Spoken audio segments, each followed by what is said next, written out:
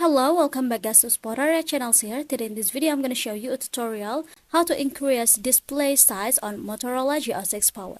But before it, I hope you guys click subscribe and the bell button to support the channel, and yeah, now without any further ado, let's get started to the video. Well guys, first thing first, here as you can see, I use the default size for the display.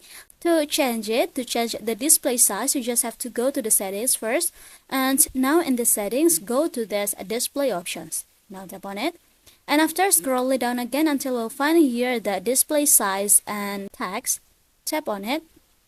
Now we'll see the display size options at the bottom. To increase it, you just have to shifting this button to the right, which is the plus one, yeah guys. And at the top here, the preview. For example, I'm gonna shifting to the biggest one. And to save it, you just have to go back because it will be saved automatically. And yeah, as you can see, the text and the display, all the display in this phone, include the apps, it will be biggest from before. So yeah, I think it's enough from me. Thank you guys for watching this video. Don't forget to leave your like and comments below, and I'll see you soon on the next one. Goodbye.